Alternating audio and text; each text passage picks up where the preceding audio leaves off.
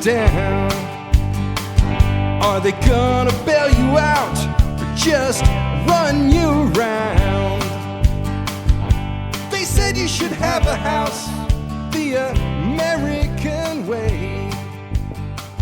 Well, hi folks, this is Jack Spirko with the Survival Podcast. Welcome to an episode of Friday Flashbacks. After 15 years and hundreds of interview shows, we decided to run them as flashbacks every Friday.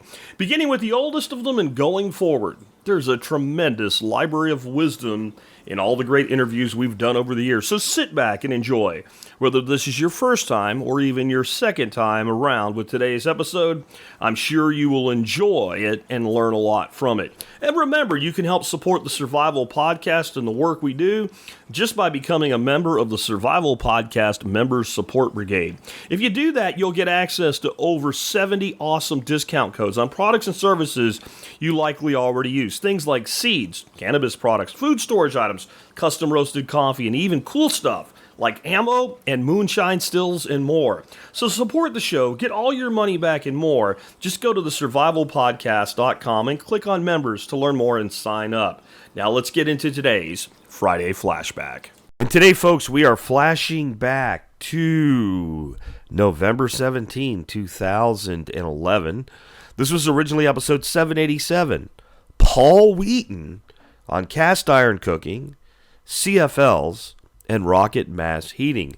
This was the absolute first time that I ever even spoke to Paul Wheaton, let alone had him on the air. At the time we recorded it as well, it would also have been probably the longest episode of the Survival Podcast ever that we had ever done, other than we had done episode 500, which was you guys calling in and talking about how the show impacted your life. That went like 4.5 hours. This went 1 hour and 47 minutes, which was not typical at the time that we would go that long on a podcast. But it's because it was really a great discussion with Paul. So let's go ahead and flash back to November 17, 2011. Paul Wheaton, who's still doing it, talking about cast iron cooking, CFLs, and rocket mass heating. And with that, I have everything wrapped up, and I'm ready to get into the main topic of today's show. All right, folks, as I said during the introduction segment, we are fortunate to have back with us one of our favorite all-time guests, Mr. Paul Wheaton. Paul, of course, is the force behind Permies.com and RichSoil.com. He's taught our audience and me a lot of things in his visits here. Today we have him on to talk about cast iron cookware, rocket mass heaters, and his new project involving CFLs. Those are compact fluorescent lights for those not in the know. Paul, welcome back to the Survival Podcast. Thanks, Jack. It's always fun to be here. Well, cool, man. We got kind of a montage of stuff that we put together to talk about today because that's you. You're the guy that's kind of doing all kinds of stuff. You got your hands into everything. But I know one of the things I've seen your videos on and you're pretty excited about or passionate about, I don't know what the right term is cooking with cast iron. And I actually get a lot of questions about that, and I know you wanted to come on and talk a little bit about it, so I have not answered them until you've gotten here. So, I mean, you're all the eco guy, right? You're trying to, do stuff the right way, save the world. Cast iron doesn't sound very eco, but it's actually pretty eco-friendly, isn't it? Well, I do believe that I'm passionate about, eco. I think, I don't know, I'm kind of weird in that space, I suppose. I want to do what I think is right. I want to do what I think is right by my neighbors and myself. And then when people come to me and they got a lot of marketing material that says, this is what's good and healthy and you should do this. And then you look into it and it's like, no, that was just marketing. It's going to totally poison you. You're going to probably die, but we'll still have your money. So we're okay with that. That's the kind of stuff. That's an all-time great line. No, that was just marketing. It's like, I think another thing to look into is just general health. I mean, for us, I mean, it's like, when we look into a lot of this stuff under the label of eco, or at least under the label of eco that I go by, then a lot of it is like, you know what? I want to not go to the hospital because I bought some product and used it, and then, well, it led to hospitalization for myself, which is an expense. And it's like, a lot of people don't make that connection between like, using your Teflon and hospitalization. So your Teflon pan, while it was only $12 at the store, it ends up costing like $10,000 when you're finally done trying to get past the whatever it is, and you might have some like lifetime breathing issues. So it's kind of like, and it's like the other thing is there's all this vagary in there. I mean, like some people could stand up and say, you don't know for sure that the Teflon poisoned you, so how can you complain about it? And so I think a lot of the stuff that I put up under my eco flag, and while that's a valid point, I agree that that's a valid point. I am going to include in there, like, well, we don't know that it's not. We do have evidence of like birds actually dying, and we've got tons of evidence of that. And we've got people who had health problems already having their health problems exacerbated by the Teflon in different scenarios. And anyway, I've just heard all kinds of stuff about how the Teflon is okay, but I'm not buying it. I think that it's very problematic. And the cast iron stuff turns out to have a very nonstick surface when you use it correctly. And I think a lot of the knowledge about how to correctly use it was lost during the Teflon era. So, I would agree with that. I think there's also something to be said for longevity of a product. Like, even if, let's say the Teflon was okay, and I'm with you, I don't buy it. And I know the Teflon goes in me because if I use a Teflon pan long enough, the coating goes away. Well, there's only one place that it can go. It can go into me. Well, once that coating goes away, I have an uncoated pan and it sucks and I can't cook with it anymore. And I get angry and it has an egg stuck to it and I throw it out at the chickens in the front yard and then I bury it in a hole in the ground and go buy another one. And now I've used that resource. Conversely, there's one item on the planet Earth that my father and I have an argument over because he doesn't use it, but he doesn't want to let go of it. It is a cast iron griddle. It's kind of like a 2-burner rectangular griddle that my great-grandmother brought to the United States from the Ukraine. So it is a family heirloom, and when he's gone, it'll be passed down. I want to cook with it. He leaves it and doesn't cook with it. But that's still here. And if there was Teflon in my great-grandmother's day, which is we're like in the 1890s now, that pan would not still be here, where this pan is. So I think there's something there, too. Well, yeah, one of the most popular brands for cast iron, at least for the stuff I advocate, because I advocate against the Lodge brand. I advocate for really old pans. And it has to do with the fact that they would mill the surface of butt. The old pans were like the Griswolds, and those are from 1890 through about 1950.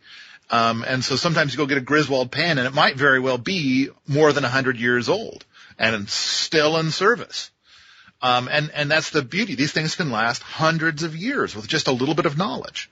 So yes, I'll bet that your grandmother's pan could have been used all this time, and in fact, if it remained in service, it would have probably lasted longer than if it's being tucked away.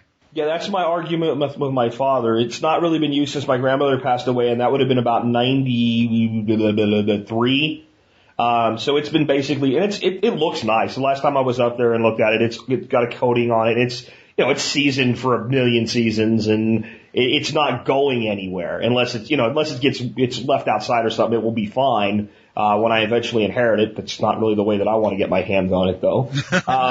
But yeah, it's got longevity. I have no idea what the brand is. It's probably made by some dude over in the Ukraine that, stamped it with a, little thing. But it's interesting you don't, endorse the Lodge brand. Is there any modern brand that you think's still doing it right, or is it, no. Really want something pre-1950s? I haven't been able to find anything. I've looked a lot, and the closest thing I found is I found something that was a griddle, and it was made out of some sort of steel, and so it was like a sheet steel thing. It was bent and shaped, and but it's like not the same as cast iron. The thing is that the modern cast iron stuff, like the Lodge stuff, it has this textured surface on it, which comes from when you go and you cast the pan. And it's like, okay, there's another one. The pan is cast. There you go. Stick some sort of industrial grease on it and call it seasoning and sell it. The Griswolds and the Wagner pans that are really old, and then there's a bunch of others from a long time ago that probably didn't have names on them. I've seen some with no names. They would usually do the exact same thing that the Lodge does, only then they would machine out the inside surface to get it to be smooth. And so then it's like there's hardly, I mean, the bumpage, the lumpiness would be reduced by about a factor of 10. Now, you could take a lodge and use it anyway, and with the techniques for good cast iron usage, and you must use a stainless steel spatula with a flat edge. And that's like the most important thing. So if you use that and you put on layers and layers and layers of seasoning, eventually you'll get a good glassy surface on your lodge pan. But on the other hand, if you just, went out and spent the exact same amount of money going out to eBay and getting an old pan, you would already have that smooth surface. You'd be set. Yeah, and let's talk about that, because sometimes you go to like these things called yard sales and garage sales, and then you see this old pan, and it looks like it's rusted, and it's nasty, and it's older than hell, and no one's taking care of it in years, but you can actually take that thing and fix it, and if it's, as long as it's not, let's say, too far gone, right? Yeah, I've got a video, an awesome video that I put up a month or two back. And so basically the woman in the video points out, okay, here's a cast iron pan that's looking a little funky, and it was sitting out next to the dumpster. And so there's this box next to the dumpster with stuff in it. And this cast iron pan was sitting there. So she got it, and she looked at the bottom. There's no name on the bottom. And so, there are a few different techniques for restarting a pan. And so she's living in the city. She has a self-cleaning oven, so she used the self-cleaning oven technique. So she just sends it for a ride through the self-cleaning oven, pulls it out, and all the funk and rust that was on it turned to ash. And then she just rubs it down with oil, and she's good to go. Start the seasoning process over again. I just had a gentleman and his family spend the weekend with me, a guy named Patrick Rohrman from MT Knives. He's a guy that made my mammoth knife for me. And he was talking about another way to do it, where you take these old skillets, you build up a great big outdoor fire, and you get that thing just till it's a bed of coals, and then you pull back the coals and you stick it in there, and you just cover it up with coals and let it sit in there overnight. And when you come back and take it out in the morning, it's just stripped down bare. Yep, you can do exactly that. You have to wait till it's down to coals. Don't put it in before that stage. Gee, why not? What would happen? Crack. Crack, yeah. So the other thing is you could do that in a wood stove or in a fireplace. Yeah. Yeah, just get it down to coals, put it in your conventional wood stove or a fireplace, and you'll be fine. I've heard of other people trying to do other things, which I found to be not okay. I've heard of people using chemicals, and it's I wouldn't do that. I'm trying to think of what other techniques there are, but I think that's it. The fire, and I've heard of people doing it in a barbecue too. They have an old barbecue and they do it.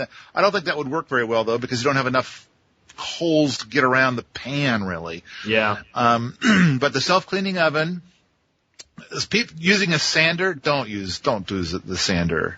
I've actually did that one time, with buying a lodge pan. It took 3 hours of trying to smooth the surface.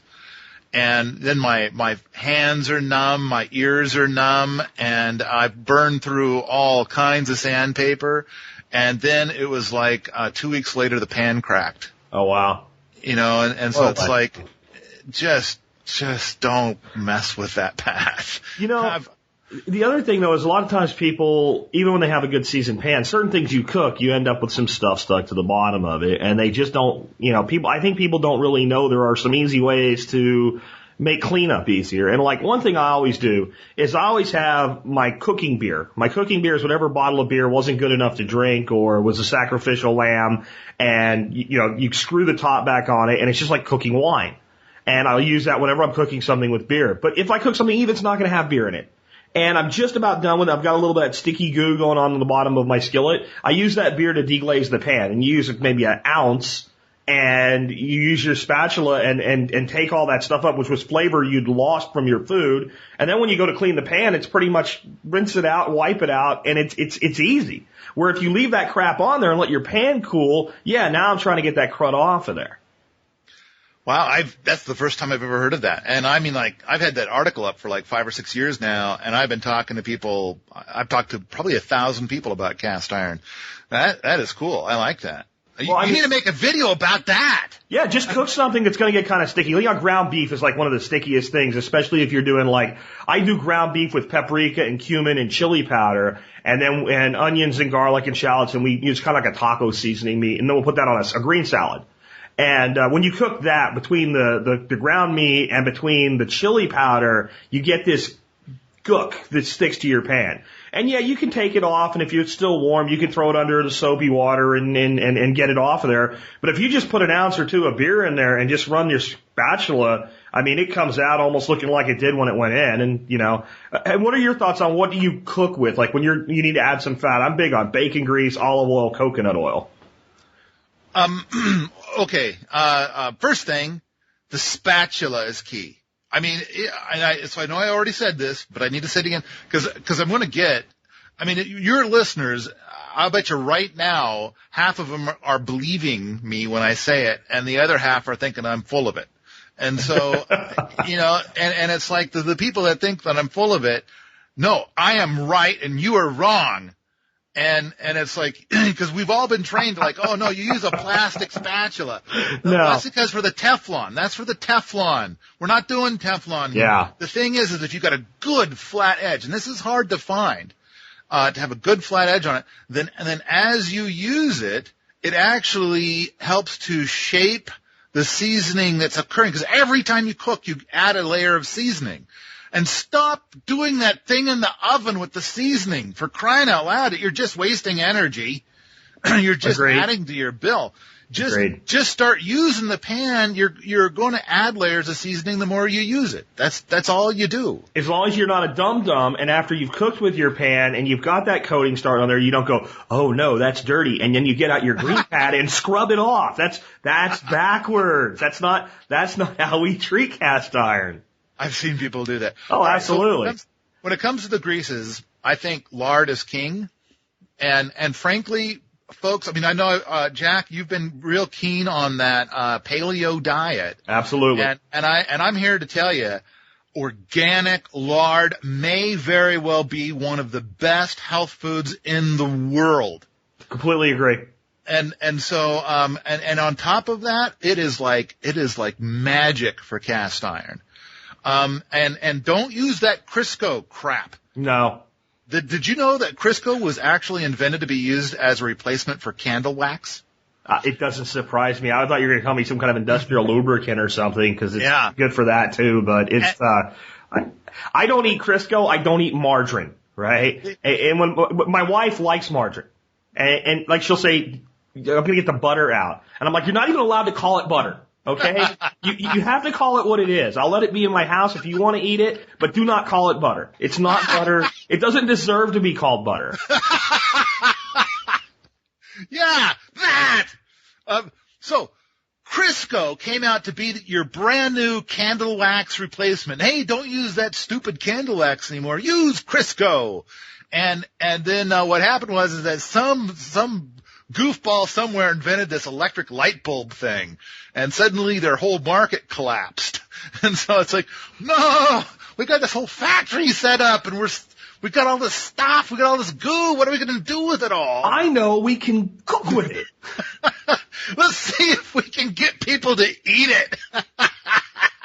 So wait a minute. Now I'm actually, for the first time in my life, actually considering stocking Crisco. Because I actually now have a use for it. If I had a few things of Crisco put away, which I don't because I believe in lard and bacon fat and other like natural things we're supposed to eat, but if I had that put away, I could make impromptu candles at a moment's notice. Oh, yeah. I mean, and it's cheap. That might be an actual valid use for Crisco. You are correct, sir. Yes, all the preppers everywhere are now there's going to be a run on Crisco to use it as a candle wax. No, I'll tell you what happened is all the people that were storing Crisco to eat it, they heard you say how bad it was, and they were just about to throw it away. And when I said that, they put it back in their prep. No, seriously. Yeah. So anyway, go on. I know we get sidetracked. That's what we do, you and I. But it's good stuff. This is stuff that people need to know. I mean, this is where my life is. We talk about what is eco, and it's like, I don't know if it's so much eco as much as it's like, I'm just so tired of people trying to tell me that, no, you eat this. It's okay to eat. The USDA said so. Yeah, on that note, and you've heard me talk about this paleo stuff lately, I'm going to send you, Paul, after this interview, a free copy of the Glycation Factor by Greg Ellis, who was on yesterday. And if you want to see things that you shouldn't eat so that you don't, die, why don't you read what glycation is? We won't go there today, because I've done enough of that this week, but I'll send that to you as a thank you for being on the show so many times. I'm going to say in 1996, I did a lot of work in this space and a lot of research in this space because I'm a fat guy. And I got to tell you that the stuff that I thought was the most impressive at that time, and the paleo stuff was out then. A lot of people were talking about paleo, but the work by Lyle McDonald was really good, and it was really amazing how thorough this guy was, and so I know that I switched the way I ate at a point in time. I tried low fat, and it just made me really miserable and sick. And then I tried something paleo-ish, and I lost like 60 pounds in 2 months. And it's taken me like 10 or 15 years to gain that back. and I blame the pie. It's the pie's fault. I have never heard anybody say that before. It's taken me like 15 years to gain that weight back.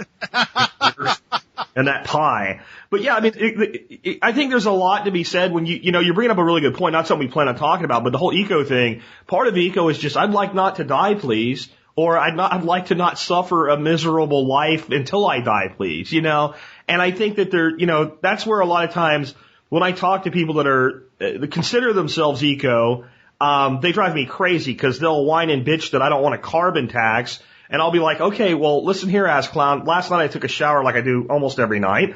And when I went in and turned the water on, I stuck a 5-gallon bucket in there until the water got warm. And then I took it out, took my shower, and I took that water out and I gave it to my plants on my deck so that it wasn't wasted. What the hell did you do? They usually don't have an answer for that. Right? It's usually some other bullshit about, well, the polar bear this or, no. What about your backyard, man? And then a lot of it is like what you're bringing up, and it's really something I never thought about, but, because I've always talked about the economic value, right? Because we're going to get into your CFL project soon here too, and there's an economic case to be made as well. But there's also, part of the eco thing is not just are you poisoning somebody else, but are you poisoning yourself or your family? Yeah. Well, and when you're talking about poisoning other people, I mean, a big part of it is shouldn't you be respectful to your neighbors? I want to be, so as I travel this path, it's like I want to be considerate and respectful of my neighbors. And not based upon their terms, because of course everybody else wants me to be their personal bitch, but on my terms. Like what do I think is appropriate? Like I don't think we should be pooping in the drinking water.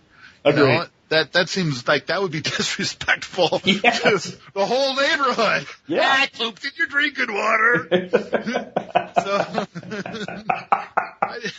So it seems like the thing to do. I mean, that's where eco stuff is to me. That's what I think of as like, well, what's the good and right and decent thing to do? It's about decency. That's really what it is. But you're right. There's a lot of those people out there where it seems like their whole mission is just to find excuses to be angry rather than to actually make a lick of difference. And for the things that I'm involved in, I feel very passionately about. I'm plumb tired of telling people to stop being bad. I just want to, for myself, do good things. And so, and then it's like I have all these people trying to tell me how to do things their way. And it's like, I think that almost all of them are wrong. And like with the CFL stuff, you start researching this stuff and it's kind of like, man, what we've been fed is so different. I mean, I think the CFL thing is one of the biggest greenwashing scams I've ever seen. Oh, it's disgusting. I completely agree. Let's get into that here. But on what you're saying, before we even go there, what I've determined, I bet you've determined the same thing, even though we live in remarkably different places geographically, and we probably talk to quite different people in their mindsets. I have seen a lot of people that want to tell me what I should do and how I should do it, and how what I'm doing is poisoning the planet or killing baby seals or going to resurrect the corpse of Hitler and he's going to kill everybody or something like that. But when I turn around and look at what they're actually doing, they're not actually doing what they're telling me I should do. So, right, I think actions speak louder than words. And at the same time, I mean, that's, even if you go there are some things that some people do that are not going to be within your comfort zone. They're doing something that is indeed perhaps better. On the other hand, it's like outside of my comfort zone, outside of your comfort zone. And I think a lot of this stuff is like, okay, let's talk about 100 different things, and maybe you'll find 6 or 7 things that are inside of your comfort zone. It's like, yeah, I'll totally do that. One of the things you mentioned was like economics. It's like, how about instead of focusing on what's going to save the world or be respectful to my neighbors, how about just saving myself money? Think about why the Amish never embraced electricity. And it's because they went and they looked at where the electricity came from, and it was this big coal-fired plant. And they said, look at all the pollution that's going on there. We can't justify using the electricity and being clean over at our place, and knowing that over there you're causing all this pollution and causing all this misery over there. That's like against our values to be a part of that whole package. So we're not going to do any of the electricity thing. We're just going to not use it because it's dirty. And so I think that that's the root of, like, when we start talking about, from an eco perspective, hey, how can I reduce the amount of electricity that I use? A lot of it is that you're going to reduce the amount of pollution that's going on somewhere, or environmental disaster. I mean, hydro. Everybody's like, oh, I'm using hydro. All my power is coming from that hydro thing over there, and so it's clean. And it's like, I'm here to tell you, I used to work for the Northwest Power Planning Council. That hydro has got a ton of problems. Not only has it reduced the stock of salmon in our rivers by a factor of 20, so 95% of the salmon that used to be there are now gone.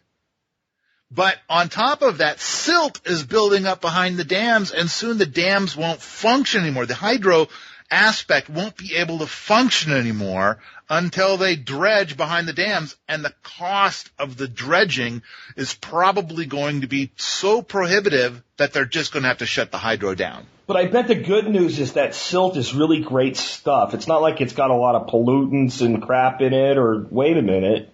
I bet it Since it mostly comes from runoff in agricultural areas, guess what? So we've got a toxic silt we have to dredge out of our clean hydroelectric plant. A lot of, and then like, see, here's where I get mad at, like, what I call the eco weenies, right? There was this group of people up in, it was Michigan or Minnesota. They were protesting. They wanted to change the name of the town from Fish Kill to Fish Save, because the town was endorsing the killing of fish, and these retards didn't know that what a fish kill is like a bypass for the salmon.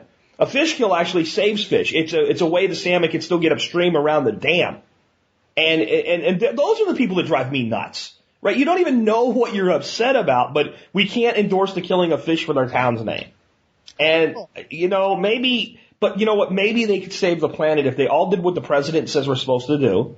And I know you'll agree with this, Paul. We're all supposed to take those ugly round light bulbs out of our house and put those little squirrely ones in there, and that will save the planet. Isn't that the case? Oh, man, you're going to make me cry. Now, I've now served you the largest softball in audio journalistic history. Oh, jeez. All right, you are right. It is bizarre. Okay, the layers of complexity in this. I mean, how that article I wrote about the CFLs got to be this enormous thing is that, well, and of course it started as with all my articles, somebody on the internet was wrong.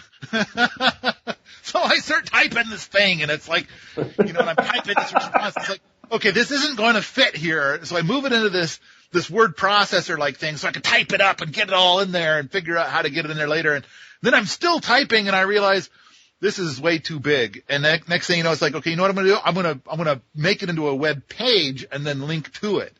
And that's how the article came to be. But this is very multifaceted. And so as you just pointed out, the government, and it's like, okay, Jack, how much is one of them squirrely bulbs cost?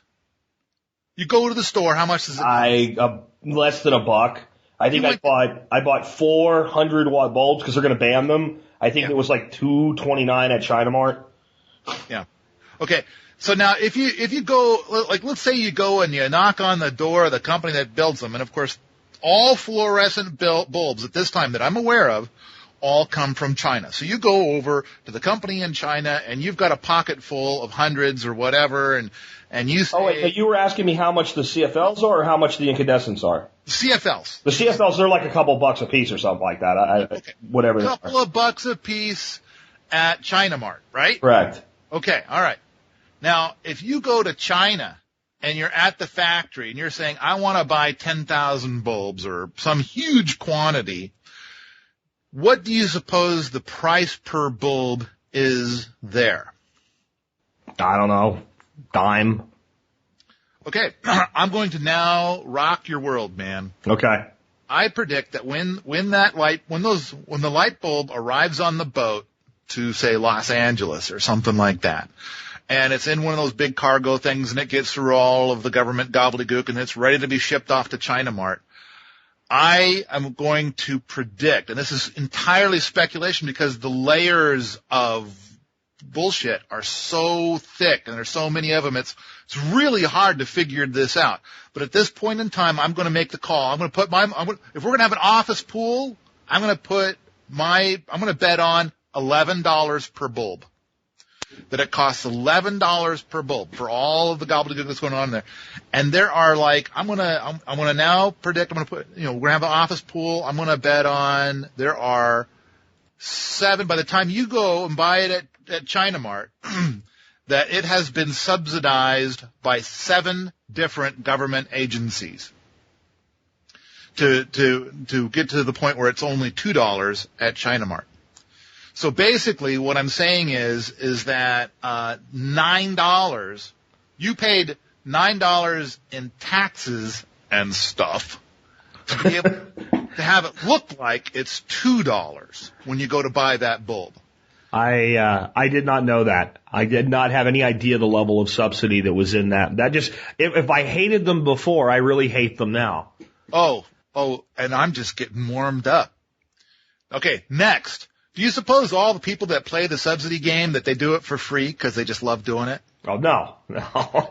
Okay. I don't do, there's a lot of things I don't do for free, even if I love doing them. I need to pay myself, right? So then these people who play the subsidies game, they get paid by the day or the hour or a salary to do that, right?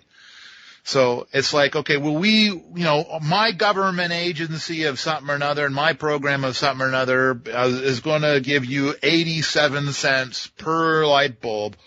All you got to do is jump through these 40 hoops to get the 87 cents, and then we're going to have a team of 100 people processing all that hoopage and whatnot to be able to, get all the I's dotted, the T's crossed, and everything else like that. So here's now we're going to have another office pool, like how much money is actually spent, all together per bulb so that you can have a $2 bulb. I'm going to say it's $25 per bulb. I really do think that the amount of stuff that's going on behind the scenes is indeed that significant.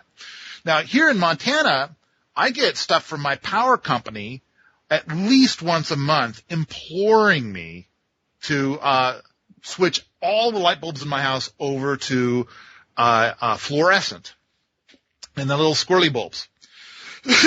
And so they'll and the latest one said this is another round that they're doing is like, okay, we'll either give you coupons so you can go get the squirrely bulbs for free at your local store, or we'll just mail you however many you want. And Wow. So they end up being free. Let me throw some gas on your fire while you're doing this. A good friend of mine passed away recently, actually, but before that happened, he was at his house one day, and these guys show up, and they look kind of like government-ish, you know? And they said, we're here, we're doing some with energy or whatever, and he kind of let them gloss over that because he was like, what the hell are they doing at my house? And they ended up asking the question, what's your household income? So he figured they might be like some kind of tax service or something. So he's like, a little under $30,000. They're like, oh, well, you qualify for this special program. They came into his house and physically removed all his incandescent bulbs and replaced them with CFLs, and then gave him like 20% of the total light bulbs free as reserves, and did that for him because he didn't make enough money to buy his own CFLs. Right. And, they were probably Mormons that were doing this because they love God so much. Because we love God so much and God loves you, we went out and bought you awesome bulbs. No. I don't think that's how it works. No? I think you and me and everybody else listening here paid for those bulbs. Damn it! Screwed again! So the thing that bugs me, so like right now, all the light bulbs in my house are incandescent. And I calculate that the amount of electricity that I use per month on lighting is $1 per month. So when they send me this stuff telling me how I'm going to save hundreds of dollars a year by switching over to CFL, I don't quite understand that math, how that's going to work. Well, if you saved 100%, it would be $12, right, a year. Exactly. If it was free lighting, like if they made a magic light bulb that ran itself from a nuclear-powered thing inside of itself, it would only save you $12. Yeah, exactly. Now, but wait, Paul. I mean, after all this tax money goes and all these subsidies, at least the things work better, don't they?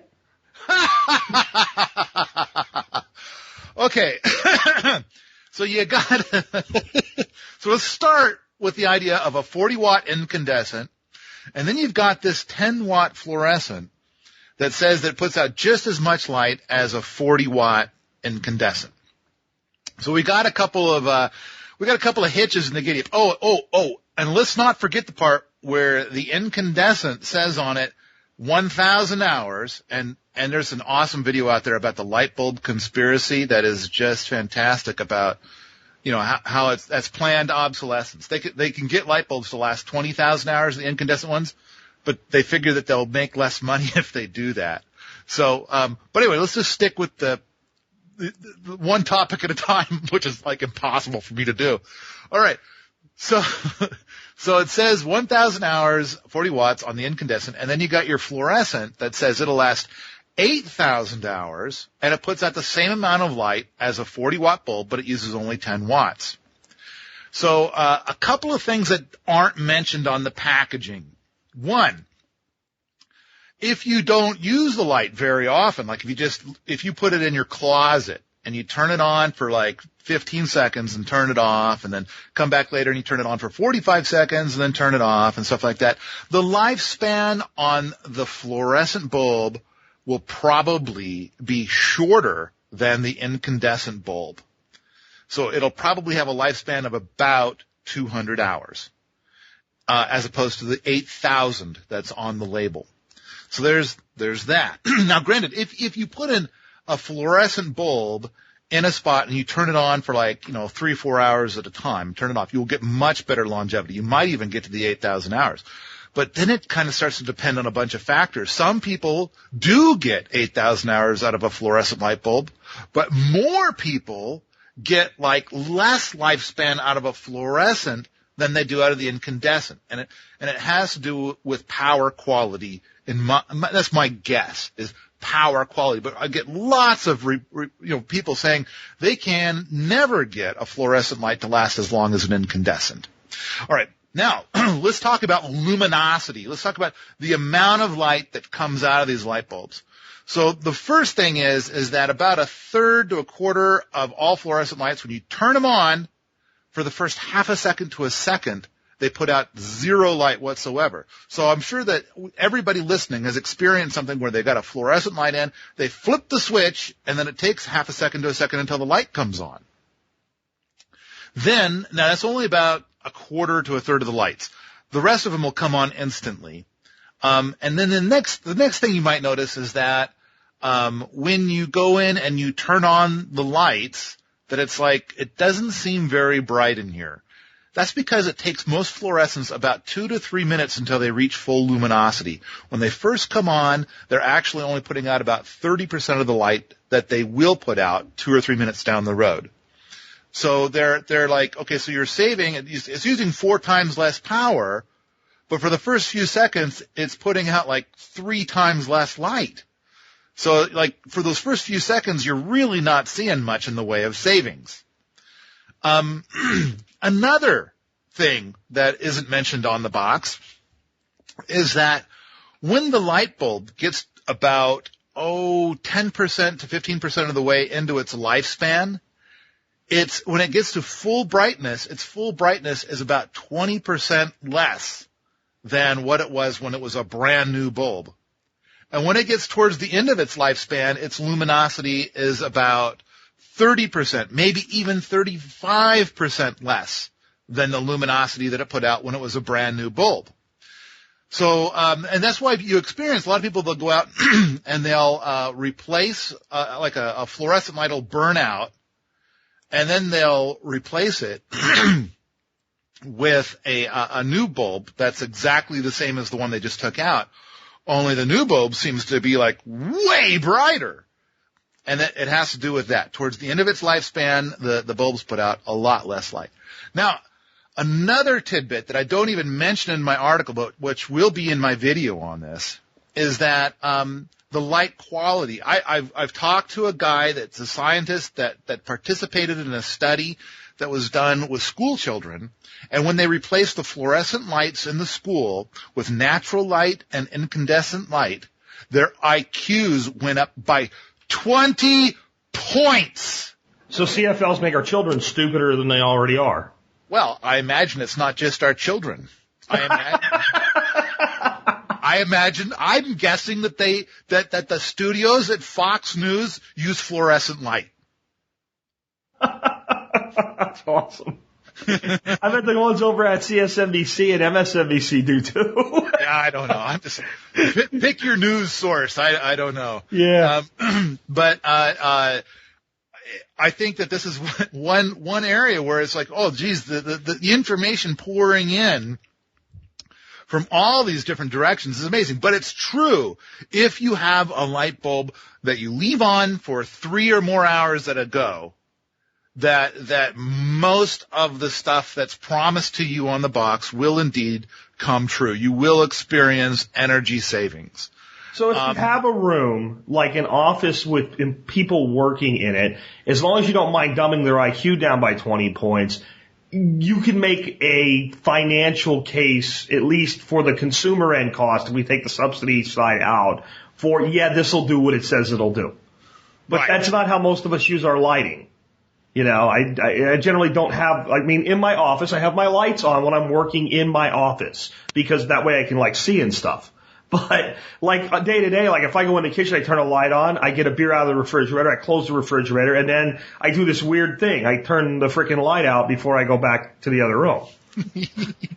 See, now, you just stumbled onto what's going to be the name of the video. It's turn off the damn lights, which is actually a euphemism for what I uttered on your show months back. You can do that here. I just have to put explicit on it and do all that other stuff then. You know, I should mention, your people. So we did those podcasts months ago, and it was like 25 people from your show implored me to start a podcast. And so I now have about 87 podcasts. I interviewed you one time. Yeah, you did. And you got to have me back on. And you also, you said you had Jeff Lawton on. Jeff Lawton, the guy, the Greening the Desert guy. And in fact, Bill Mollison is like handing his empire over to Jeff Lawton. At least that's what it seems like is going on. I would agree with that, and I'd say it's time. I don't think you've seen the DVD series I keep running my mouth about and promising to send you when I'm done with it. But Bill, as great as he is and as brilliant as he is, he's kind of gone over to that place where old men get to, where they start to wander all the time, and sometimes they say things that you're just like, really? You didn't edit that out? And I just think it's a natural progression for all of us. And, God help me, I'll go through it too sometime. But I think Bill's reached that point in his life. Okay. All right. Well, I like to think that you didn't edit that out. I like to think I'm in that space today. You're going to be like fooling with this later thinking, when I finally make good on finishing this thing and sending it to you so you can watch it, you'll understand. Okay. All right. So when we didn't do a podcast, you and I were on the phone one time and you were going to send me a DVD about that guy in Africa. Yeah, I never did that either. I'm a jerk. Kuba Sakadoa on Zy Farming. Yeah, I'll have to send that to you. Maybe I'll do that this week. So I've got another podcast with Jeff coming out probably today, and because I did two. And all right. Well, anyway, I'm doing lots of stuff with Jeff. He's been really cool, and plus he's got that awesome accent, which just makes him sound brilliant. On top of the brilliant stuff that he's actually accomplished. Sure. Like the greening the desert thing. I mean, that's just all right. Well, we're wandering off again. Let's go back to our light bulbs and finish that topic up. So, okay. 'cause we got one more we want to cover with you before you get away today. That's true. So, I did a Kickstarter thing, because basically I tried to prove a lot of this stuff. And the equipment that I bought turned out to be crap. And so, it died after 2 hours.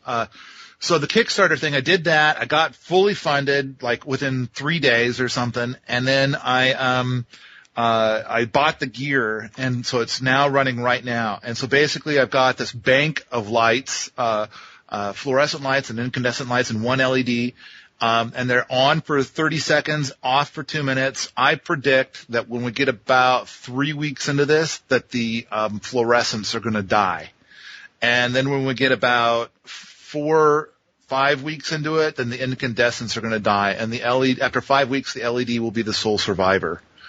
That's my prediction, and we'll see how it goes. So I got that going. What I like about that, Paul, is that you're actually putting a scientific method to this, and you're testing it. Now, in the article about you, you're like, well, yeah, I'm biased, and I think I know how this is going to turn out. But unlike all those other jerks that run scientific experiments, I'll admit it, and if I'm wrong, I'll admit that too. So I love that you're actually testing out the hypothesis and stating right from the beginning, of course I'm biased. I know this stuff's crap. Because this is what everybody does, right? But then they all like, oh, I'm being impartial. No, you're not. If you didn't think you knew something, you wouldn't bother to experiment in the first place. So, actually there's two different articles. So you're right. I'm glad you brought that up. This last Sunday, I was on the front page of my local newspaper, with a light bulb. I think that's the one I put out on Facebook for you it says CFLs are not a bright idea, that article. Yeah. And so that's all about local guy, cause it's in Missoula. It's in the local paper called the Missoulian. And so I'm on the front page of the paper. Woohoo! Awesome. And, talking about that. But no, I wrote an article out at Rich Soil. I think it was like 2 years ago, where it's just like, here's a compilation of all my information about CFLs and all my positions about the subsidies and the lack of light, the shortened lifespan issue, stuff like that. I mean, I think that the case I'm trying to make, and with almost any kind of subsidy, I can imagine that there can be cases for subsidizing certain things, but like, well, if they really do work better and you're using the subsidy to get them off the ground and then they can float on their own in the market once that's done, as libertarian as I am, I can at least accept that, okay, well, it works and now everybody's better off because we did this, and maybe in this one instance we should have. I just haven't really found a place where that actually ever worked. And in this case, it doesn't work. This is so much worse than I've ever seen. I'm almost afraid you're going to hurt my heart when I ask this question. My belief has always been that CFLs were just a sucky technology. But my hope, my dreams for the future were the LED. Right. And they're expensive. Are they being subsidized to this level and still that expensive, or are they kind of making it on their own? Because that would hurt my heart to know that my $12 LED bulb is carrying $40 worth of subsidies or some crap like that with it. All right. I'm going to have to say I don't know. And then, of course, the quality of the light's getting better, but, there's still a lot of electronics that are going on inside of that bulb. Absolutely. And so I have a lot of concerns about the LED still. But I do also believe that there's a time and place for LED in our homes. But frankly, I think because the average American spends $10 per month on electricity for lighting. That's the average. Now, if I'm spending $1, that means that somebody somewhere is spending 20. Sure. Or so, 19. And I imagine that there's some households where they're spending, $100 a month on lighting. But I really kind of think that even the fluorescent can have a place. But with the ban on incandescent, so there, as of January 1st, I believe 100 watt and 75 watt standard bulbs will be banned in the United States. They're already banned in a bunch of other countries. I've got mine, and they're not getting them. I went out and bought a bunch of them. And I kind of think the reason why that they ban it, and this was part of the thing when I was working at the Northwest Power Planning Council that they were doing a lot of. It's like, wow, power needs are on the rise, and so we're going to have to build another power plant. Is it going to be nuclear? Is it going to be coal? What is it going to be? And it's like, you know what? If we can convince people to use less power, then we don't have to build another power plant. And so that was a big part of their strategy, was to try and teach people conservation. And so that's their reasoning, that's their justification for banning this light bulb that uses more power. But we're talking about 7%. 7% of all the power that's used. And it's kind of like, wait a minute, it's 7%. And then on top of that, when you go to the store right now, half the shelves are incandescent and half of them are fluorescent. And it's like, the reason why half of the shelf is still incandescent after all this time is because the fluorescent lights suck. They're just that bad. People still hate them. I mean, it's covered with information. Oh, it's going to last 8 times longer, and it uses 4 times less power, and all this stuff. But it's like, people will still not buy it. Well, and the thing is, people will buy it when they're told that, and everybody tells them that, and they're told that's the way that it is. But when they do it, and they buy it, and they stick it in, and the money doesn't show up, and the damn thing fails before it's supposed to, they don't go buy it again. And that's the key here. You can lie to somebody about something like a light bulb, and you can even do it convincingly, but eventually when they stick it in their house, since they live there, they're going to figure the truth out. Right. Yeah. It's just so frustrating. Oh, well, anyway, so it's kind of like, okay, they're going to ban the light bulb. They're not going to ban the Hummer. I just kind of think adding more laws is just the wrong way to go about it. If the light bulb is so good, and the other thing is once the incandescents are banned, maybe they're going to withdraw the subsidies for the fluorescent, and suddenly we're going to have our choice between an $11 fluorescent and a $22 LED light, and that's all you get. That's all you get to pick from. I'm not sure. I mean, there are some other choices with halogens.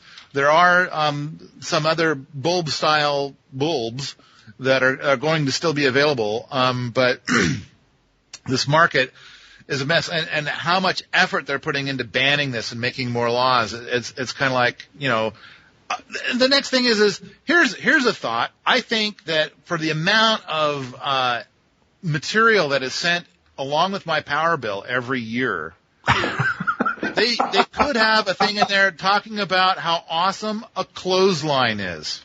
Yeah.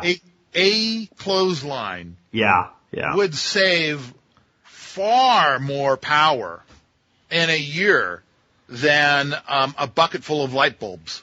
Let me give you another idea. This is how crazy this is. I think that all those inserts they stick in there and send to you, those cost money and resources. Even if they printed them up the way they did and spent all the money to print them, there would be a better return of investment if we made a machine where they took all of it and instead of mailing it out to customers, they burned it and turned it into steam and turned a generator with it. They could generate more power burning the inserts than they will save with the impact of the inserts. I'm not stupid, right? I'm not saying they should do that, but I'm saying that from a mathematical standpoint and energy standpoint, it probably works out that way. That they could, for every one person that does what the little thing says, and then you're telling me it doesn't work anyway, so I know I win. Well, I think the thing is that there is a case where CFLs can work, where CFLs can technically save you money, but then you're gonna have a variety of other problems that come with it. I've met people, more than one person, that travels a lot, and one of the things that they keep in their suitcase is an incandescent light bulb. And when they get to their hotel room, the first thing they do is they unscrew the fluorescent that's there and they screw in their incandescent bulb. And it's because they are so convinced that it's problematic. I know of people with epilepsy that when they come into a room where there are fluorescent lights, that they have to turn their back on the light and they have to actually leave the room. I can't be in this room. Because they could feel it. They feel that it's going to set off a seizure. Wow. And it's like, but no, then they come around to the incandescent lights, and then they don't have that problem. And then there's that weird thing about EMF or something like that. I got the meter, but I haven't fired it up yet. But I've been told that if you go and you take this meter and you go around, you hold it up to different contraptions. Some contraptions make, it goes wild, like, oh, poison, this is poisoning you. and then you go up to your incandescent lights, and it's like, nope, totally safe, man. You're okay. And so it's like, but apparently for the fluorescence, it sends this thing off the scale. Wow. I haven't fired it up so yet. You're saying there could be unintended consequences of government action? Gee, I've never even fathomed. But here's my thing. This is why I think this is all a scam, and maybe we can use it as a segue into the one more subject we want to hit today. You said 7%, and I think for some people it's 7, some it's a little higher, some it's a little lower. It's good national average. It's what everybody uses. That's how much of your power, your energy goes toward lighting, which means 93% doesn't. And like one of the biggest things that we actually spend money on, and it seems like if we're going to put all this subsidy and all this effort and all this freaking greenwashing marketing and everything on it, maybe it would make more sense to focus on some place that people actually use a lot of energy or a larger portion of their energy. And to me, that's heat, specifically heating your home, and cooling your home as well, and heating water. Those three things are what's sucking it up. And last year, you ran a little experiment, and it might be outside of most people's comfort zone, but you did this to prove it can be done, and you cut your electric or your heat portion of your electric bill by 87%. How'd you do that? Well, it was after years of experimenting, but basically it boiled down to I spend a lot of time in front of the computer. When I'm in my home, I spend a lot of time in front of the computer, and I spend a lot of time in my bed. And granted, there's other stuff too, but dominantly, those are the two places where I spend my time. So what I did is that I lowered the thermostat in the house to 50, and just by lowering the thermostat in the house down to 50, that probably eliminates about 95% of my heating bill, right there. And I'm in Montana, so it gets pretty cold here. And so for those really cold days, then, the heater's having to work. But when it's most of our winter, I think a lot of people in California probably don't realize this, but most of our winter, during the day, it usually hits 50, So, and we got sun pouring in the windows. We have a lot of. So then you have solar gain at that point. Oh yeah. A lot of really sunny days, in the winter here in Montana. Basically it gets warmer. We stay, my place is, moderately well insulated. And so, I believe turning it down to 50, I'm going to save about 95% right there. But at 50 degrees, when the inside of the house is at 50 degrees, that's too cold for me, way too cold for me. In fact, I have discovered that when I'm bundled up, that at 65 degrees, that's too cold for me. My fingers get numb. I can't type. I can't do my work. And so what I ended up with is I came up with a bunch of things because most people, when they heat their homes, they use convective heat. This is heating the air. And this is the least efficient way to heat people by far. The next most efficient way is radiant heat. This is like what the sun does. There's a hot thing over there, and when you're facing it, your front side, is warm and your backside is cold. And then if you face away from it, your backside is warm, but your front side is cold. But it's radiant heat, and it's more efficient than convective heat. And then the most efficient form of heat is conductive heat. This is where you've got something that is warm, and it's using hardly any watts at all, and you touch it, and then it conducts the heat into you. And so that's the most efficient. So what I do is I turn my thermostat down to 50, and then I use about 80 watts of heaters that heat me instead of heating the whole house. And granted, we can do stuff to make it so that it can work for a variety of scenarios outside of desk and bed. So couch scene, the kitchen scene, whatever. We can come up with all kinds of things for all these different scenarios using radiant or conductive heat instead of convective heat. So what I have here, in fact, right now, it is 57 degrees in my house, and I am warm as toast because I have my feet sitting on a dog bed heater that uses 15 watts. And I have a 40-watt incandescent light bulb hovering not too far above my head. I have, and this took somebody on Permies pointed this out to me at the forums at Permies, and I bought it and it worked. I have a heated keyboard and a heated mouse. All these things together add up to about 82.5 watts. So I use 82.5 watts to keep myself very warm.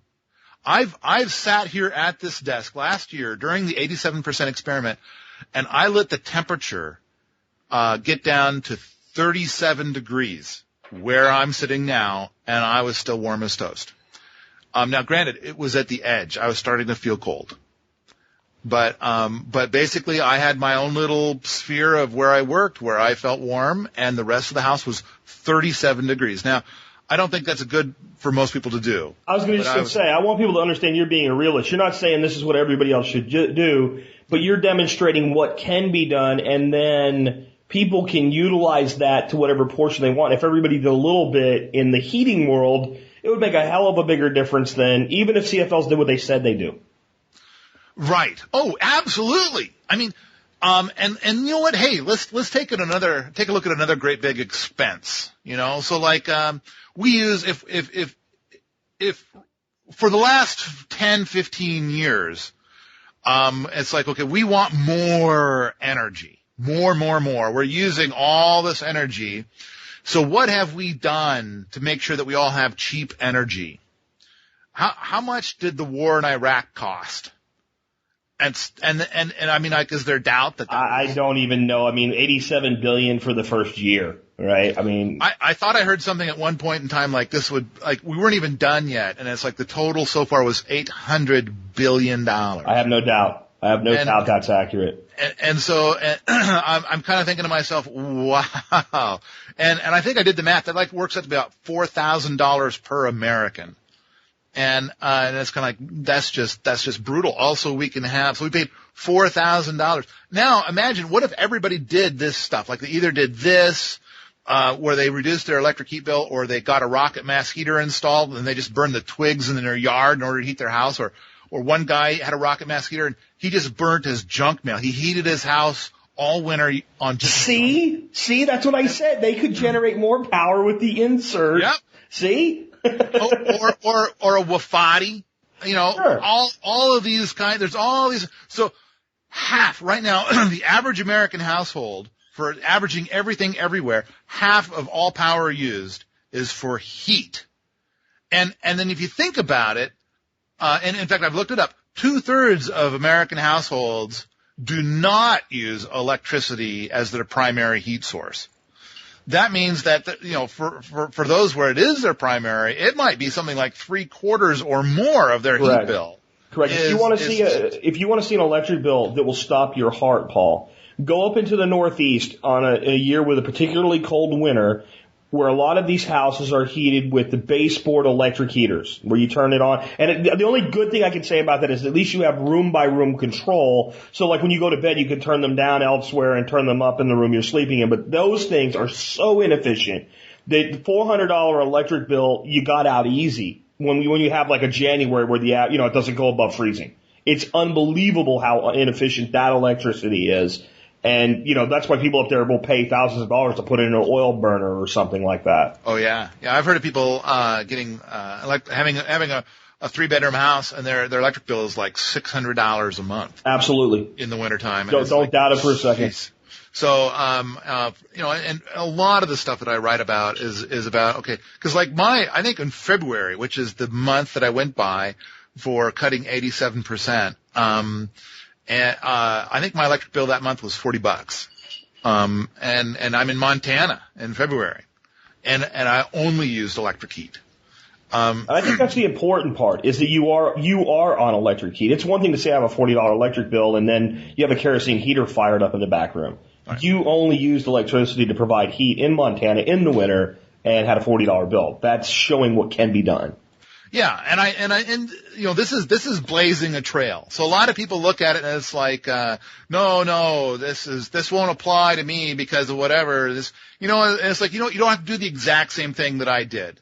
This is saying that it can be done. I went to the top of Mount Everest, therefore other people can do it too.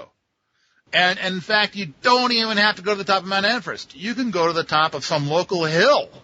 It's like, now that the trail's been blazed, now you've got ideas. You've got materials that you can use. Sure. I look at what you did and I think, okay, well, if I said to my wife, honey, we're going to keep the house at 50 degrees, I'd be like, dude, Paul, you got a place for me to bunk up with you because I'm going to get thrown out. But I can't tell you how many times the heat's been kicked on because somebody's feet are cold. Right? Oh. So if you integrate some of these things, then you can just use a lower setting, and that has a big impact, even if you're cutting it down by 5 degrees. Absolutely. And so, a lot of households might be able to do 60, and they do some of these things, and they're perfectly comfortable. There's the other thing is that I mentioned in my article, the one that I wrote, not the one that's from the local paper, as I talk about where people are saying, okay, I turn my thermostat down at night. And then it's like, okay, then I've got heat like for an hour in the morning and like for 4 hours at night. And so because there's 24 hours in a day, then I'm saving myself, like I'm going to cut 80% off of my heat bill. And so the problem with that is that you actually end up cutting only like 10% off of your heat bill because all night long it'll have been, you've turned your heat off, so it gradually gets colder and colder and colder, and it gets down to maybe 60 or 55 or something like that. And then in the morning you've got it set so it automatically heats the place back up. But now, instead of your heater coming on like every half an hour for like a minute, now your heater has to run for like 15 minutes in the morning to get the heat in the whole house back up. Sure. I look at it like, when you look at a generator and they have surge watts and continuous wattage. So when your device first kicks on, it has that big spike and then it evens out. And it's kind of the same effect in a thermal spectrum because you've now got to do all this work to heat up all this space versus keeping the ball in the air is easier than picking it up off the ground, I guess. Right. So there's, these are tricks and tips and techniques and things you can try. And it's like, I see all these people who are stressing out over saving power. And it's like, okay, that's going to save you 40 cents a year. And on the other hand, if you do this, you're going to save $1,500 a year. And I think what a lot of people don't realize is that, they start to think about like, oh, am I willing to give that up? Am I willing to change my behavior? Am I willing to do this other thing? And it's kind of like, well, are you willing to do it for $1,500? I kind of think for some people it might save $3,000, and then you can start talking about this weird idea of like, imagine going to the Bahamas for a week in January for less than $3,000. So using the $3,000 you saved to pay for it and buy yourself a few drinks while you're there. I don't know, something like that. The big thing is like a lot of people are like, oh, I could never go to the Bahamas because it's too expensive. And it's like, hey, I've got here's an idea, But anyway, it's like I don't know. Some people, I think that most people can totally wrap their heads around saving 40 cents a year, and they can become passionate and proud of their savings of 40 cents a year. But you start talking about, and here's something where you can save $1,500 a year, and it's like, oh no, I could never do that. And it's like, you know what? I'll bet that if you actually tried it, you'll find out that it's easy to do that. I think I'm very particular about how I do want to live a very comfortable life. There's a reason why I'm fat. I love pie. I am not giving up pie to be thin. And so I feel very comfortable with my little bubble of warmth. And then the other thing is with the bed. I've got a thing that I rigged up with that. I've got a 30-minute timer and a bed heater thing. And so what I do is at night when I'm thinking, oh, I'm getting tired, I go turn that thing on, and by the time I go to bed, it's probably shut off, but I get into bed and it is really warm. And it feels just magnificent and awesome. Now, I think I could probably save some money there by, instead of doing that, probably doing like a hot water bottle or something like that. But I got to tell you, it's pretty luxurious to get into a bed that's that warm. Wow. And, so let's try to wrap up though with a little bit on how, if we do want to heat the house, right? There's a thing called a rocket mass heater you've done a lot of work with. And can we talk a little bit about how those work and kind of leave people with that today as another thing that they can look at? Because I'm about to build one inside a greenhouse, partially to prove it can be done and partially so that like stuff won't freeze at night on the few nights that I need to actually provide some supplemental heat there. But these things are pretty cool, and you were the first person that I ever learned about them from. I knew what a rocket stove was, but I didn't know what a rocket mass heater was. So first of all, with a greenhouse, putting a rocket mass heater into a greenhouse is probably the easiest way to put together a rocket mass heater.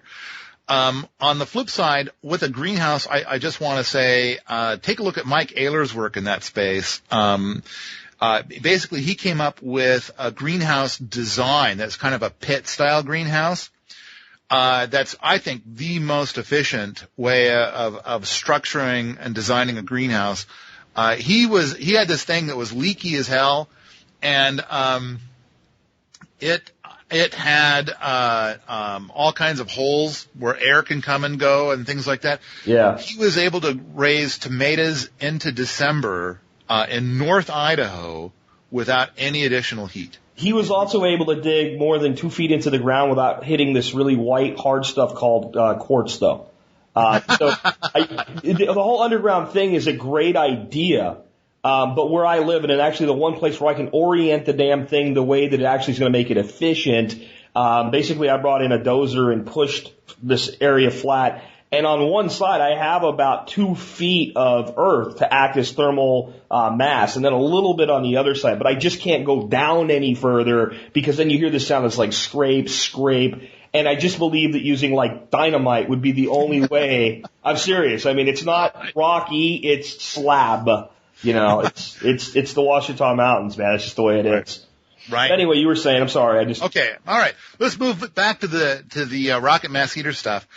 So, I guess in a nutshell, the key is that most people who replace a conventional wood stove with a rocket mass heater then heat their homes with 5 to 10 times less wood.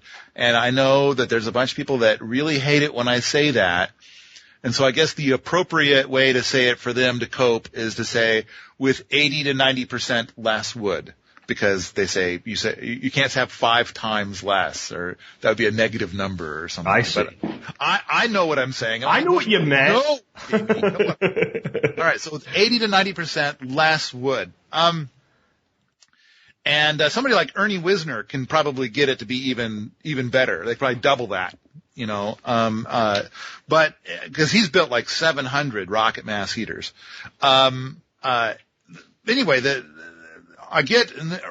it burns a different way. It does a lot of stuff in a different way. And I also, usually when I'm giving this presentation or when I mention it on a forum somewhere or something like that, usually there's some Buford who stands up and says, I bought me a new conventional wood stove, and it says right on the label, 75% efficient. And there's no way that you can get better than that. That's as good as it possibly gets. And even if you could get better, there's no way that you're going to be able to squeeze hundreds and hundreds of percents out of 25%. It's just not mathematically possible. And I love that question. Was that a question? I think the question is can you explain to me how I'm so stupid? So the key is that you think about it. Okay, there's all these people that make these conventional wood stoves, and then that they have to go and send their stuff off to a lab to get rated on like how efficient is it. And then there used to be several labs that you could send it to, and of course the labs would compete with each other. And so of course each lab is going to say we're going to give you better numbers than the other labs. And so the government allows they allow 16% to go up the chimney. So, when they say 75%, they're actually talking about 75% of 84%. So your 75% efficient wood stove is actually 64% efficient. Because you do need some heat to carry that smoke up out of the chimney. In fact, I believe, if I remember correctly, that it requires, a conventional wood stove, the temperature of the smoke leaving the chimney has to be 300 degrees Fahrenheit or hotter in order to carry the smoke out and away.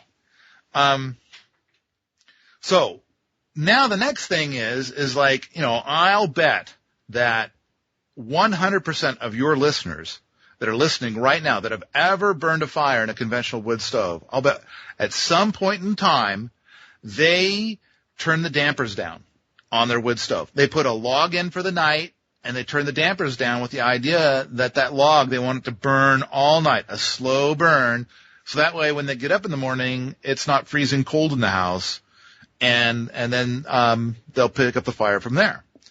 And the funny thing is that that's not represented in the 75%. The 75%, they'll burn like 20 fires at the lab, maybe even 100 fires at the lab, trying to get the best possible number. And every time they do that, it's with the dampers wide open. And they're doing all kinds of stuff, all kinds of shenanigans to try and squeeze out a couple of extra percentage points. So that way they can report good numbers. But the thing is you damp that down, your efficiency went from 75%, plus anything at home, the best anybody probably ever gets with a stove that's rated at 75%, the best they probably ever get is like 69 to 70%. That's you know what I'm hearing now? I'm hearing from the beginning of our talk today. No, that was just marketing.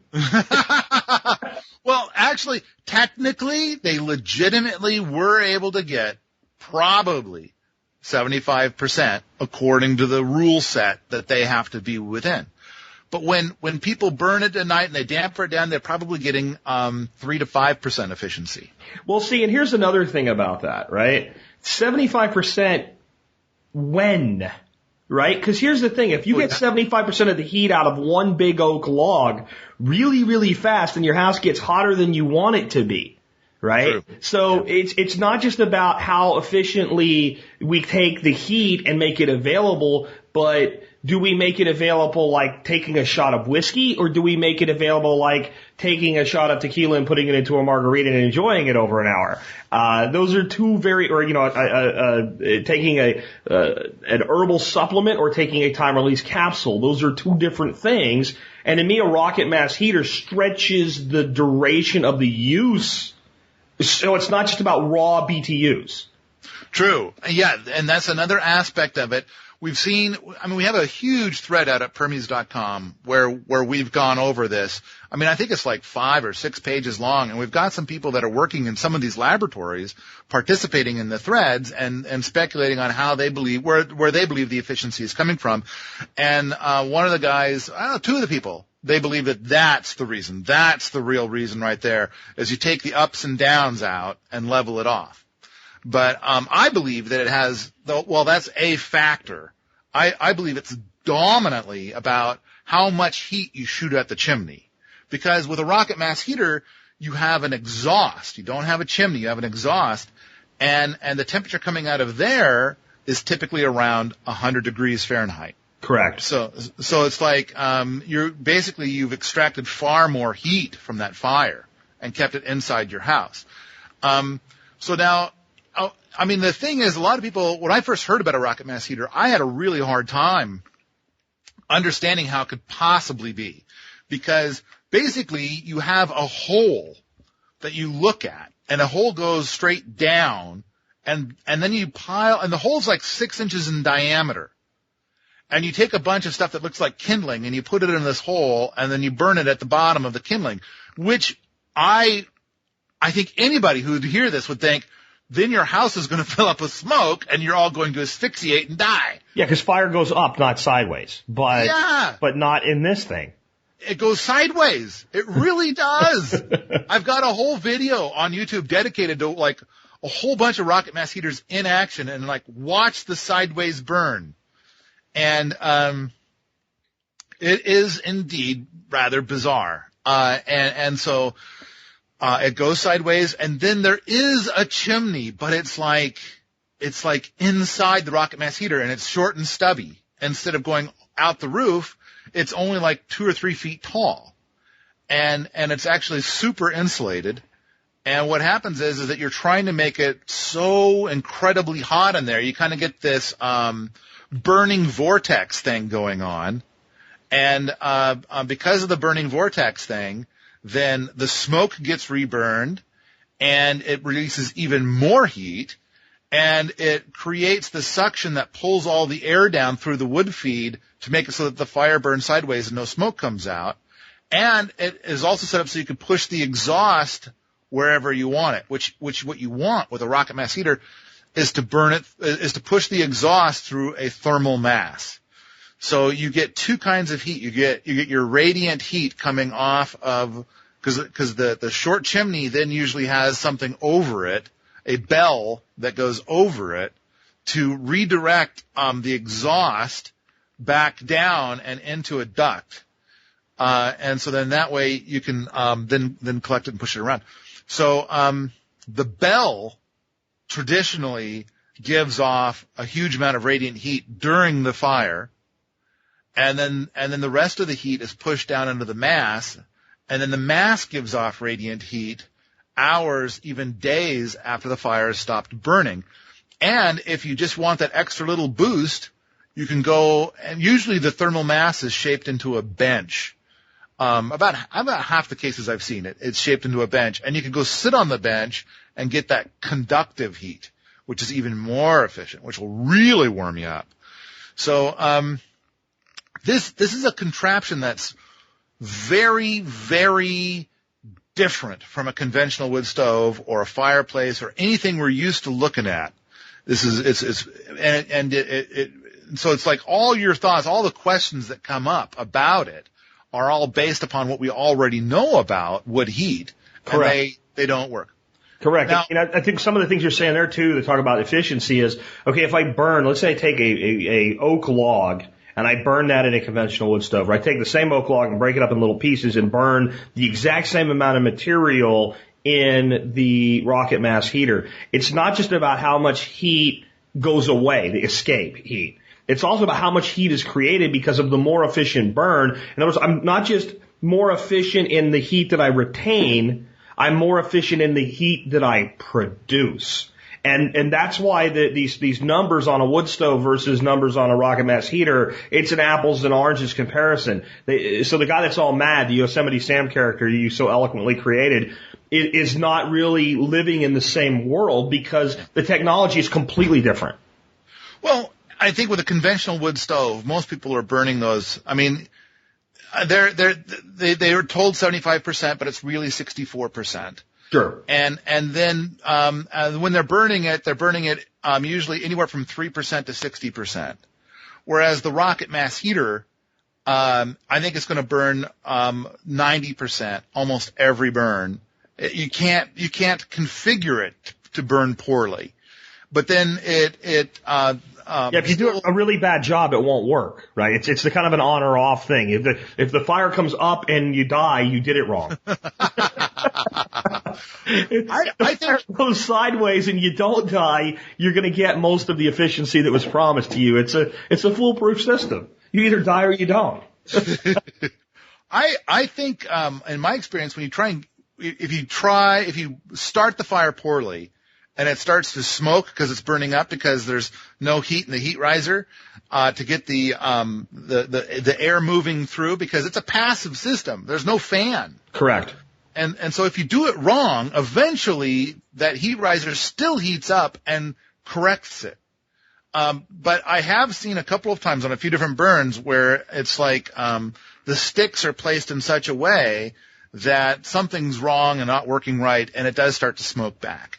But it's pretty rare.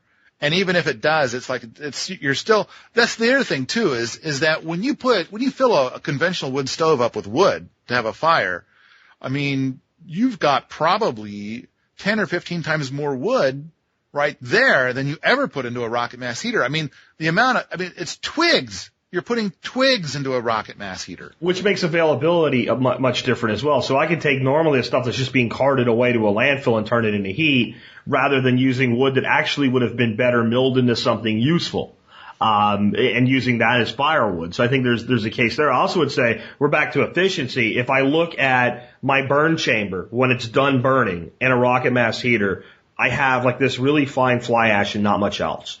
If I look at, then anybody that's run a stove knows there's a lot of refuse left that you have to take out. So that's all material that wasn't burned. Right. I mean, the bottom line is that you're just using a lot less wood, like an incredibly different. And, so you were mentioning rocket stoves before. I don't know if you've ever heard the story of Ianto Evans in Africa and how he came up with that. No, I haven't. So Ianto is like fresh out of school, feeling like he's going to save the world. So he goes to Africa, and he notices that these people, when they cook their food, they just have a fire inside their house, and they're not believers of a chimney. So basically the house just fills up with smoke and it pours out the front door. And everybody's got these eye problems and lung problems and stuff like that. So he's like going to be Ianto's all like, I'm going to save these people. So he brings up all of these solar ovens and shows them how to use them, and then he walks away and I saved this community. And then he comes back like 3 months later, and the solar ovens are nowhere to be found, but everybody's got a lot of really shiny jewelry. So it turns out to be not a cultural fit. It didn't work out. They didn't take to the solar ovens. They're going to keep burning these fires in their house. So he came up with the rocket stove, where what would happen is that they could cook their food using 10 to 20 times less wood. And on top of that, since it reburned the smoke, then for the amount of wood, it was cutting the amount of smoke that ended up in the room by another factor of 5. So there's virtually zero smoke in the house at all. But even more importantly, they're cooking their food continuing with wood, which is what they've always done. Only there's like 10 times less of it. So then what happened is that he built a few of them, and then and of course it's a woman's world kind of a thing. The women do the cooking and the women fetch the wood. And so it's like the woman next door now fetches 10 times less wood and has 10 times less work to do. So then the woman says to her husband, "You're going to get me one of those." Absolutely. Absolutely. Makes me think of my all-time favorite line for my all-time least favorite movie I was ever forced to watch. Okay. One of those things you do for your wife, or if you're not married yet, your girlfriend. I was forced to watch a movie called My Big Fat Greek Wedding. I can't tell you anything about the movie except this one line. The old lady says in this movie at one point, the man may be the head of the household, but the woman is the neck, and the neck can turn the head any way she wants the head to go. Intelligent thing in that entire movie. So, a different era. If you ever, like everybody ever wants to try to make you watch that, like a lady friend or something, you can say, listen, in 30 seconds I'll give you the only thing useful out of the whole thing, and we'll just skip it. So, then Ianto, in world-saving mode, accomplishing awesome things, comes back to the United States, and of course, war, the war thing, and of course, it all comes back to energy, which comes back to heating our homes, and basically he thinks, well, if I could heat everybody's home for free, then that would cut half of the electrical usage, anyways, it'll save so much energy that we won't need to go to war anymore. So rather than going down and carrying a picket sign and saying angry things to people, then he actually did something that is currently changing the world. It's making things better for all of us. And so he converted his rocket stove technology to this rocket mass heater. And this is his gift to us. And by gift, I truly mean that. If you look at his book, the Rocket Mass Heater book, you'll find that the words in the book are not copyrighted. They are in the public domain. That's Ianto Evans's gift to us. The images are copyrighted, but the key is that this information is indeed freely available. That's and awesome. Basically this guy is probably ending 80% of our excuses to go to war. And of course the primary reason we go to war is so somebody can get rich, but, at least they don't have this excuse about, I'm with you on that, but I'm also with you on the second part of what you just said, because we killed a lot of people before anybody knew what oil was. If we don't need oil anymore, we'll find something else to kill people for. That's the military-industrial complex. That's what, Eisenhower warned us about in his farewell address. And of course, that's been lost to history, unfortunately, and fell on deaf ears. Right. But I do think that we're going to war less and less often. I really think that if you want to solve a war in the Middle East, how those people kind of hate each other's guts all the time and stuff like that. I think what you need to do is you need to give these people 500 channels of television each. I think if you got lots of television. Oh, I always said that we took Red Book and Cosmopolitan, and some of these remote areas where the women are held down and held back, and they don't have a say in society, and translated them into Arabic and just dropped the Red Book and Cosmopolitan in there. If those women knew how bad they were getting hosed over, they would take over. They would just snap out. I have a lot of very crude stuff to say in that space, but your show's already explicit. Maybe I should. Yeah, let's not go too far down into the Paul. Well, I think, okay, let's see if I can find a way to kind of euphemize this a little bit. I think that everything in the world will be fixed by a single article in Cosmo.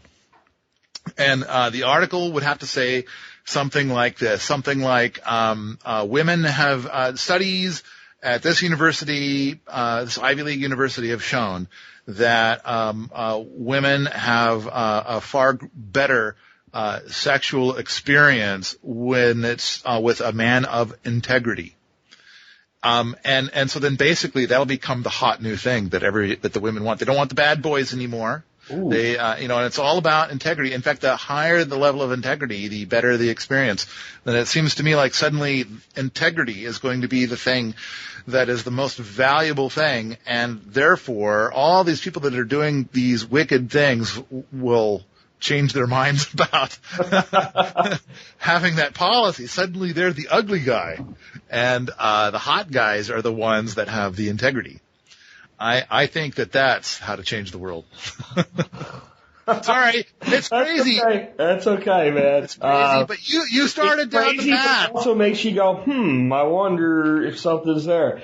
Anyway, man, this has been great. So you actually have a podcast of your own. We've mentioned several times, but you have some episodes on Rocket Mass Heaters, like a 2-hour tear it apart, rip it down, break it apart, that type of thing. So when we get wrapped up here, if you'll send me an email, I'll make sure those are in the show notes, and I'll make sure the ones you mentioned with Jeff Lawton, the one that's already up and the one you're going to be putting up, I'll backfill into the notes for you.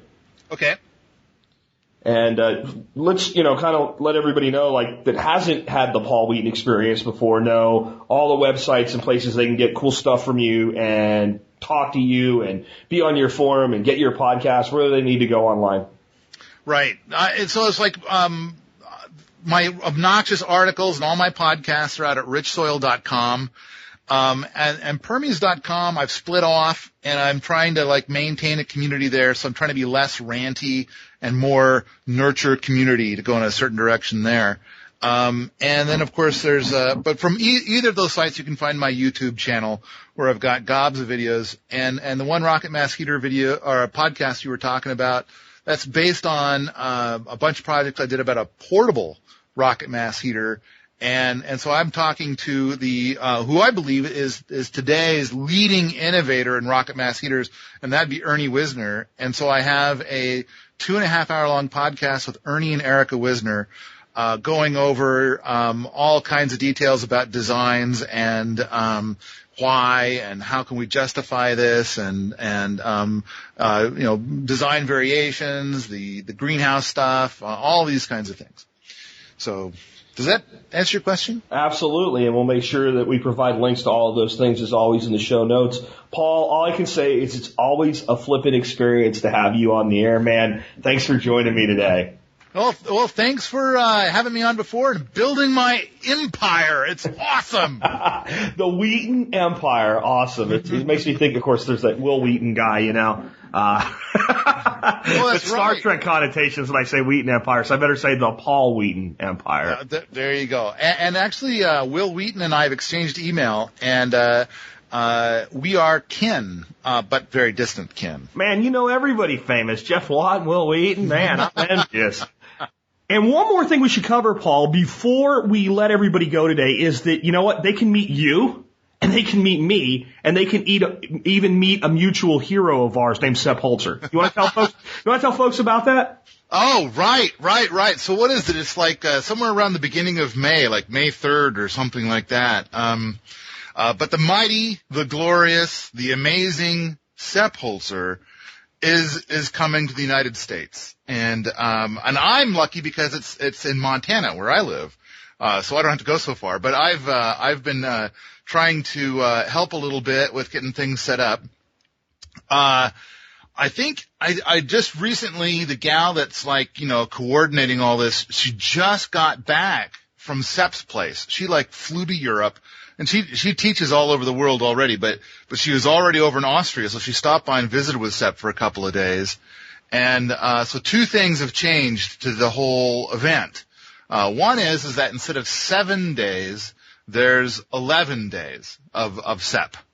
And I think it has to do with how much demand there was. And also I think the format has changed a little bit because, you know, Sepp has a certain way of doing things. So instead of having like stuff on a particular day, like pond building on a day, it's like, no, you don't get to know what day he's talking about pond building because I don't know, when I've been to his stuff before, and it's like he just stands up and talks about whatever the hell he wants to talk about. So it's kind of hard to get him to focus on a topic or to say in advance this is what you're going to talk about. But anyway, the thing is, I think most people that are enamored with Sepp Holzer are going to be like, that's totally cool. 11 days, and Sepp just talks about whatever the hell he wants to talk about. That's great. The second bit of information that I got was confirmation of something I've heard not only from Sepp himself, but I've heard from several other people. And this is something that's not documented anywhere, and he doesn't really talk about it, but that's his water.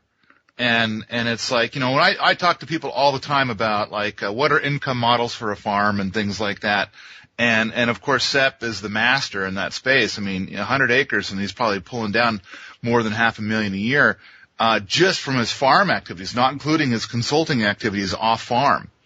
And, but one of the things that goes on is that people believe that if you go to, in fact, this woman described it as the fountain of youth, that there's a quality to the water there. And I think that's something that, you know, I haven't put a lot of thought into. I've always thought water is water is water is water. And, but I've heard it from so many people now, I'm very curious. And so it's like you go, you drink the water, and there's amazing things. So a lot of the stuff he's going to be talking about is about ponds and about water quality, and he's going to talk about his water. And, but I mean, like, that's just frosting on the cake, really.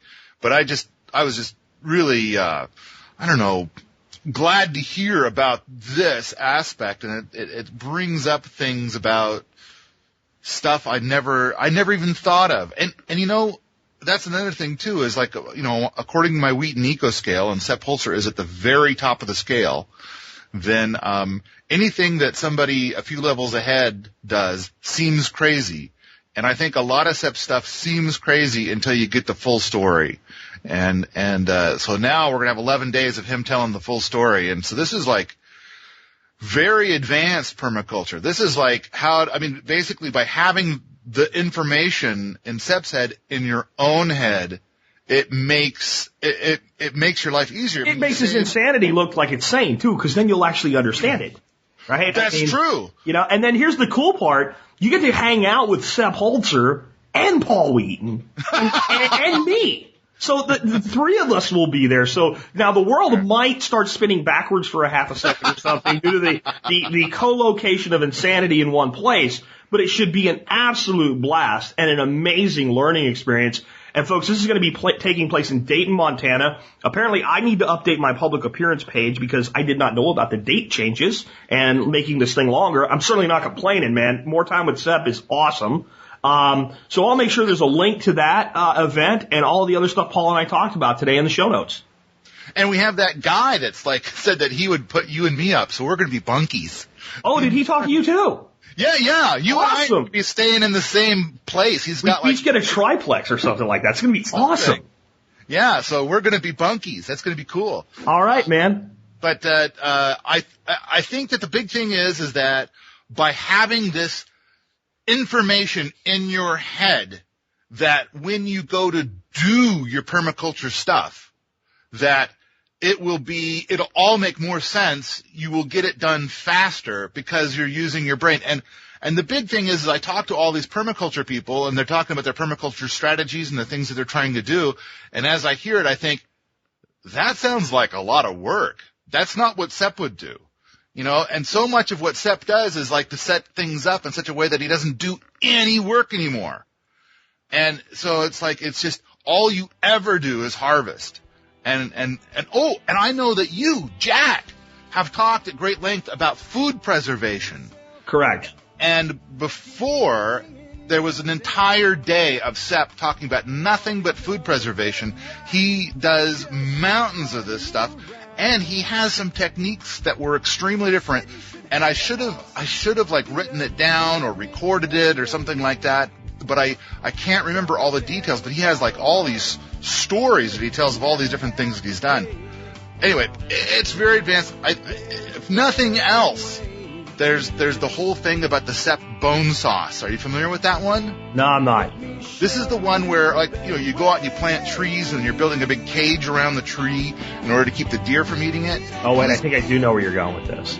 He's got this gunk that he makes, and then you put a little dab on a tree. It lasts 10 years, and nothing will touch it. The deer are just like, nah, I'm not eating that cambium. You put goats in there, you put pigs in there, you put whatever you want in there, they're not going to touch it. That's just awesome. Well, folks, if you needed a reason to go to Dayton, Montana, now you got one. And with that, we will finally wrap up today. This has been Jack Spirko today, along with the illustrious Paul Wheaton, helping you figure out how to live that better life if times get tough, or even if they don't. It's in our food these days, it's on our TVs. Sometimes we forget. Well, thanks for tuning in to this episode of the Survival Podcast, Friday Flashbacks. If you enjoyed today's show, please consider becoming an MSB member. Just go to thesurvivalpodcast.com and click on members to learn more. You can also support our show by going to TSPAZ, that's TSPAZ, tspaz.com.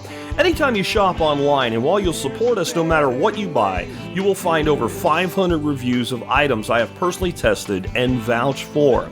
And to stay in touch with us and never miss anything, follow our channel or our group on Telegram. You can find links to that and all our social media options. Just go to thesurvivalpodcast.com and check the show notes for any episode.